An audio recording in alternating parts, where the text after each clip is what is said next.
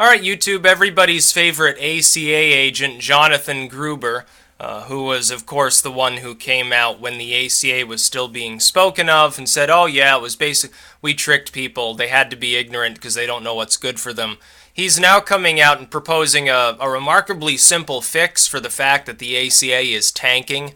That is to say that, insurance companies are withdrawing from these programs, number one.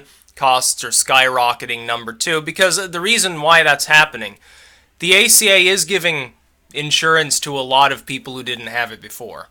Most of them are not healthy individuals. Specifically, people are simply being added to the federal insurance rolls, people with pre-existing conditions, chronic conditions, and so forth. I don't begrudge them medical treatment. I think that the solution is exactly what Trump said, plus a little bit more than he hasn't said. More competition, and I would say also deregulation, which he hasn't directly spoken of. However, Gruber's idea is, we'll just raise the penalty for not having health insurance so that all these young people will be forced to enroll.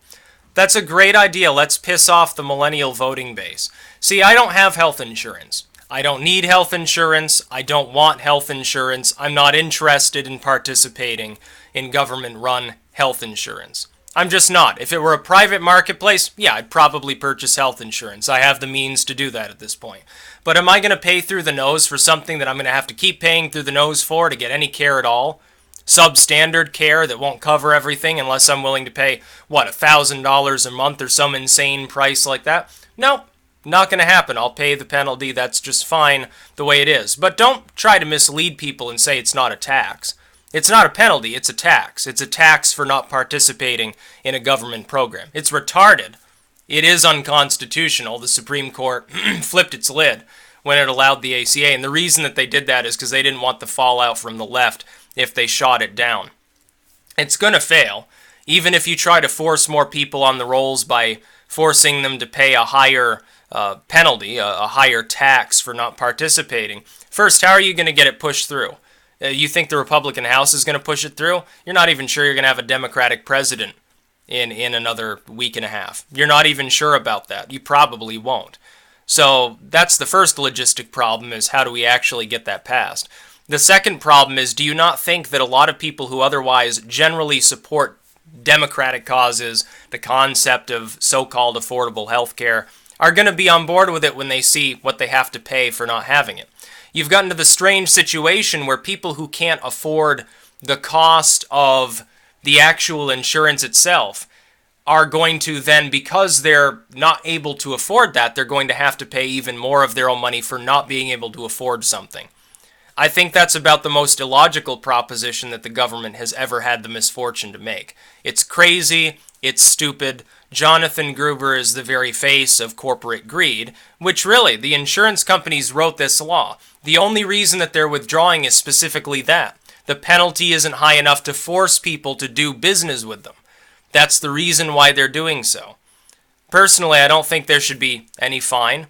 I don't think the federal government should be involved in healthcare one way or the other. The state should be involved with it. Yes, in some states, that means that there will be problems. But right now we've got a problem nationwide. That's the problem. It's the much bigger problem. You isolate it state by state and allow cross-state competition, you don't have this issue. You deregulate that system, it becomes cheaper. I would rather see the very occasional case of medical malpractice that, trust me, happens anyway on a regular basis, day to day in every hospital across the country. I'd rather see that at a much, much lower cost than a system that is barely more formidable, that costs, 3 or 4 times as much, to the point where people in the middle class are screwed, people who are poor especially are screwed, certainly self-employed individuals are screwed under the Obamacare mandate. It's a failed system. What Clinton and people like her are proposing is that you take a sinking ship and operate the bilge pumps. Oh, keep pumping. Yeah, it'll stay afloat, kind of. It'll be miserable in that ship. It's going to be really wet and damp and salty, and your crotch is going to start to rot off. You're going to have general issues, but yeah, it'll stay afloat more or less, until a storm comes, aka an economic downturn of epic proportions, which is inevitable in the long term. Trump is saying, oh, we're going to tow it into shore because it's not working and try to build a better ship. I think I know which one of these proposals I like more. I like even better like the libertarian proposal of, oh, we don't even need any sort of federal health care plan. We just don't need it. It's not necessary. People had health insurance before this stuff, before the idea of federalizing it or even having the states really get involved in it.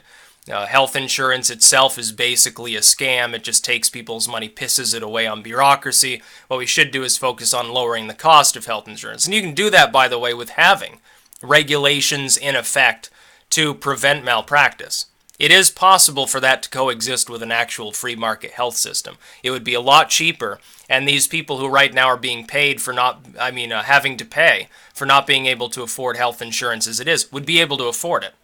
It'd be easy. It would cost a lot less. People would be able to get plans that maybe are stripped down. If that's what they need, then that's what they need. If that's what they want, they should be able to consume what they want.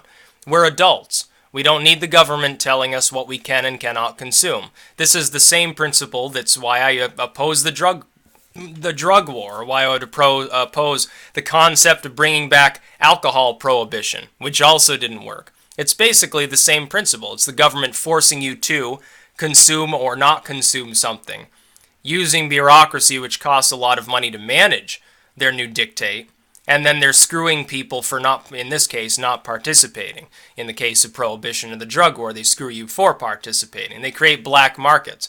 I'm sure there are plenty of people right now who would rather just dope themselves up with ibuprofen as opposed to have to visit a doctor. Oh, I'm really, really sick. I've got like a fever of 102.5 right now, and I'm shitting blood, but can't go to the hospital. I'm getting involved with that'll kill me faster. The stress alone from paying the bill would kill me faster. So I'm just going to down some ibuprofen and hope it passes. That's what a lot of people are doing. Why is their plight less important than the plight of people who didn't have health insurance before and now are on it, subsidized by other taxpayers? Why is their plight no different? That's what I would like to ask people like Gruber, people like Obama. They don't really know how to manage such a system. It's just a money siphon. That's all it is.